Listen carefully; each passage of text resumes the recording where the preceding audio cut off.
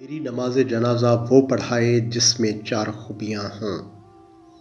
حضرت قطب الدین بختیار کاکی رحمۃ اللہ علیہ کی وفات ہوئی تو کوہرام مچ گیا۔ جنازہ تیار ہوا، ایک بڑے میدان میں جنازہ پڑھنے کے لیے لایا گیا۔ مخلوق بڑی تعداد میں جنازہ پڑھنے کے لیے نکل پڑی۔ انسانوں کا ایک سمندر تھا جو حد نگاہ تک نظر آتا تھا۔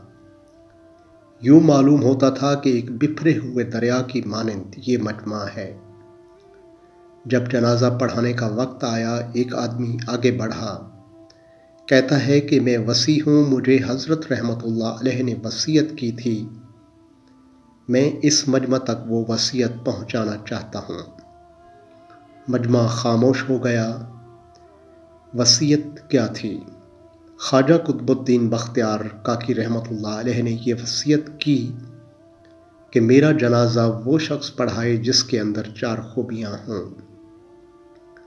پہلی خوبی یہ کہ زندگی میں اس کی تکبیر اولیٰ کبھی قضا نہ ہوئی ہو۔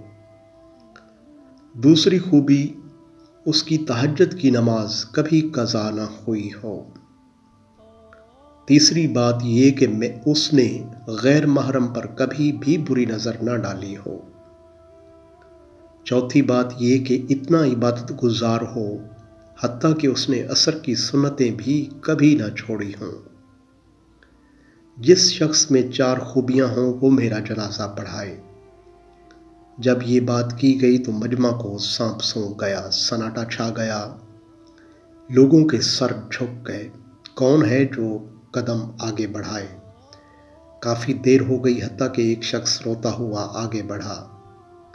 حضرت قطب الدین بختیار کاکی رحمۃ اللہ علیہ کے جنازے کے قریب آیا، جنازے سے چادر ہٹائی اور کہا، قطب الدین، آپ خود تو فوت ہو گئے، مجھے رسوا کر دیا، میرا راز کھول دیا۔ اس کے بعد بھرے مجمع کے سامنے اللہ کو حاضر و ناظر جان کر قسم اٹھائی، میرے اندر یہ چاروں خوبیاں موجود ہیں۔ لوگوں نے دیکھا یہ وقت کا بادشاہ شمس الدین التمش تھا۔ اگر بادشاہی کرنے والے دینی زندگی گزار سکتے ہیں تو کیا ہم دکان کرنے والے یا دفتر میں جانے والے ایسی زندگی نہیں گزار سکتے؟ اللہ رب العزت ہمیں نیکی کر